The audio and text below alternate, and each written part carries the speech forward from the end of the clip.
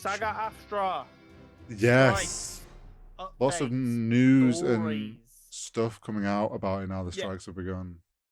So we've kept a close eye on this situation because obviously, doing the podcast we need to Yeah. know what's going on, but we also don't want to fail to show effective support. Well, yeah. So we want to make sure we're up to date on what's going on. So basically, all that SAG AFTRA are asking non-members to do Mm-hmm. is not do jobs that the actors should be doing Yeah. if they weren't on strike. So don't be paid to promote it. Don't be paid to take an actor's role if you're not with SAG AFTRA. Don't take their job. Yeah. So we've had a look at the guidelines. Talking about stuff that's coming out is actually something they want people to do, because if the films and TV shows and everything bomb and do really, really badly, they're worried studios might use this as an excuse to not meet their demands and go, well, look, that film you told us was going to make 600 million didn't even make 100 million. So they don't want people to boycott stuff. They've been very clear they're not asking for a boycott yet. That might change, but right now they're not asking anyone to boycott anything. What they actually want people to do is show their appreciation for the stuff that's coming out, so that the value in it can be seen, so the studios understand why they need to pay them. Yeah. So that's first and foremost. We will continue to do our reviews and previews. The only thing that won't randomly start happening out of nowhere, not that it's been happening up until now, is we won't be doing any paid promotion for stuff. Yeah, so James can just hold that checkbook. Yeah, it's okay. yeah. We'll... Keep your checkbook to yourselves, guys. We don't want your money.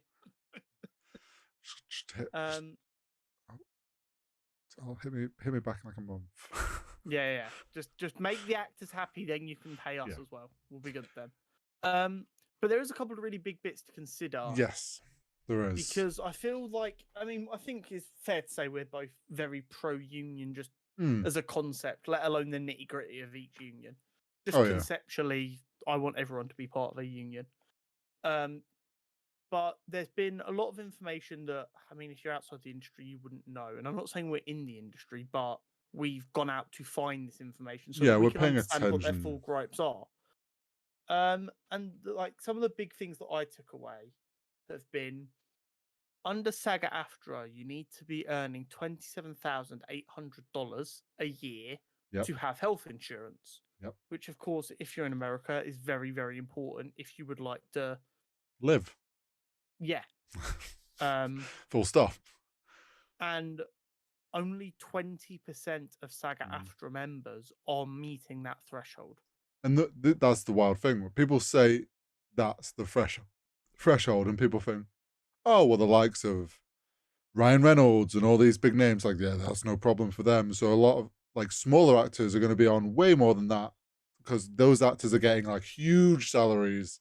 Surely they're crossing, but no, it's 80% of the people under SAGA are just not even hitting the threshold, or once were hitting the threshold through dividends, and it was often dividends that would push them over that threshold, but now because of streaming services, they no longer reach that threshold. Exactly. And another big one was, so there's been actors in the past, who've spoken about residual checks and stuff. And they'll talk about a sitcom they did one episode for 20 years ago. They'll still get a check every month for $20, $30, $40 of a residual for a show that's 20 years old that they did one episode for. And then you have one of the main characters from Orange is the New Black, which was on Netflix and was a show that kind of put Netflix originals on the map. Yep. It was one of Netflix's first big hits that made them not just a streaming service, but rather a place that was creating content. they were in like probably over half the episodes of that show, and one of their residuals for a month. Bearing in mind this is also a newer show, so the residuals should still be a bit higher. Hmm. Was like not even $1. Yeah, it was like 85 cents. Yeah. I'm pretty sure they showed, because I'm not even sure if Orange and New Black got shown on some network channels for a little bit, Potentially. and it was like, this is what they got when it was on network, and it was like I don't know, something like $8,000 or something, and then it was like, now that it's just on streaming, they get 85 cents. So it's not like these actors are it's going from like, oh, they were getting 10,000 a month to like, oh, they're only getting like a couple of grand. No, this is like, they are getting like nothing from streaming Yeah. services. Another big one I saw was there was a show that was on cable, not cable. It was on TV. I don't know what TV it Yeah. was on in America, called This Is Us, which was a Okay. very big show. Mm-hmm. Their main characters were getting 250 grand an episode initially, which Right. is, yes, a lot of money. And it's not that we're worried about the people making the big money. It's if this is how they're treating the people who make the big money, what are they doing to the ones who aren't making the big money? Yeah. So they got paid 250 grand an episode originally. And now that's on Disney Plus. This show is 3 or 4 years old, still really new. Jenna was watching it, literally binge watching it 2 months ago, Mm-hmm. and she has received residuals for 1 penny and 2 pennies. It's wild. A lot of actors who are like in the later part of their careers, like Bob Urdick from Better Call Saul, Mm-hmm. come out and said when he was starting, he'd live off residuals while Mm-hmm. trying to find more work because they were substantial enough once you had a big enough backlog of work Yeah. that you could live off that while finding more work. Now that's not possible. Yeah. They're back to living paycheck to paycheck. Yes. And that's only one of their complaints.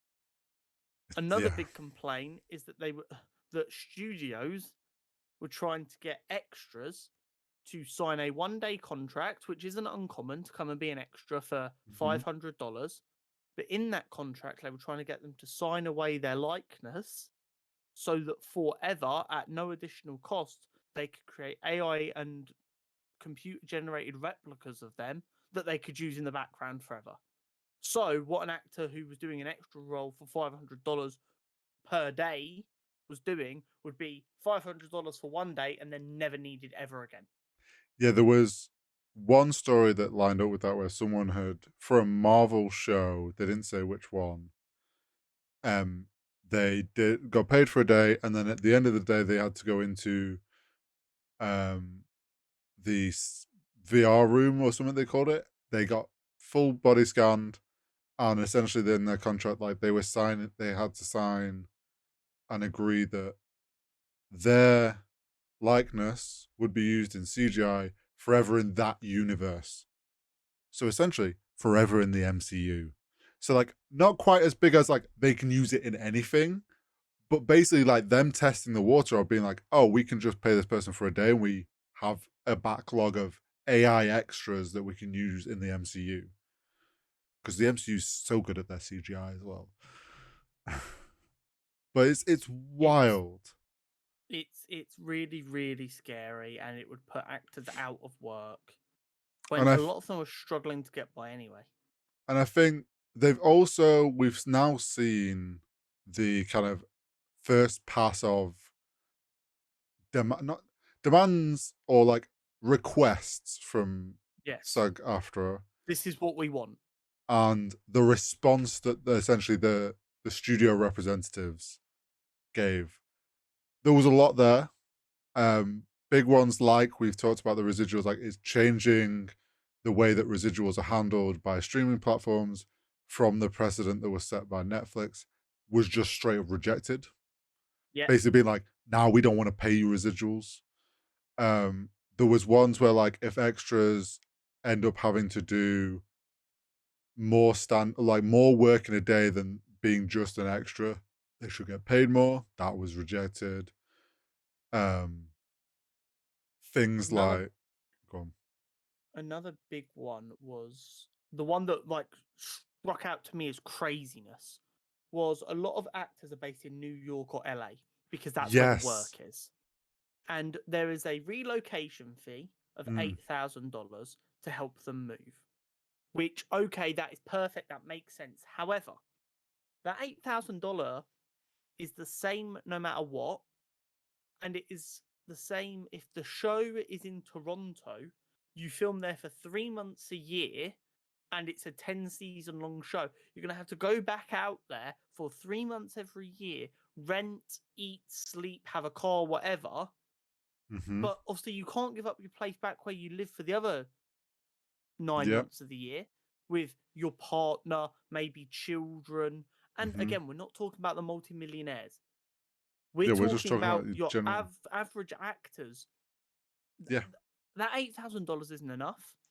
Especially because like people need to realize that relocation fee is when they first get on the show. Like that's literally the start. If that's like kind of says like 10 seasons long, they don't get it every season when they have to go back out there.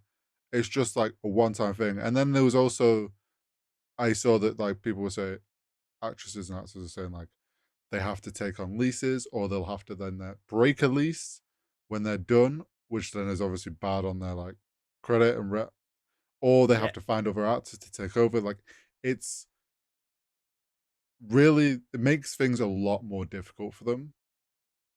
Um there was also things like what there was that was something that was in the list of requests that performance capture now has become such a significant job title to go like do a job that is all performance capture. And it was like it allowed films such as Avatar to be as successful as they are, and it Yes. allowed them to be created. And these people should now they should get their own classification as a job title I've got and the bit here. pay.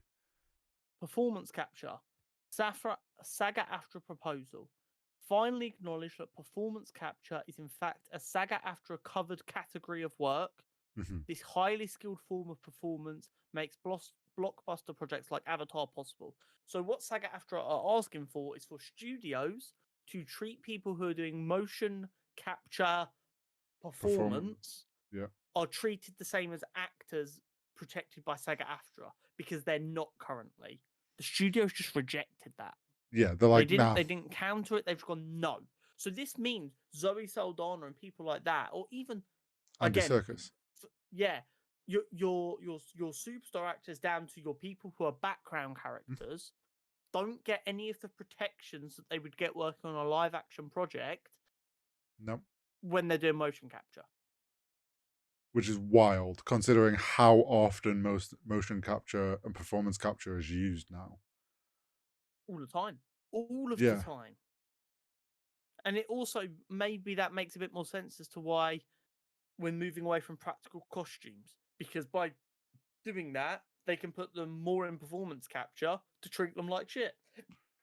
And there was a lot of other things on that document. Things like hair and makeup should get better benefits and different things, which Stunt some of the workers should be entitled to residuals. things to do with like breaks, which some of that stuff they rejected. And it's like but a lot of stuff as well, like if they did have a response, they kind of lowballed like percentages or amounts.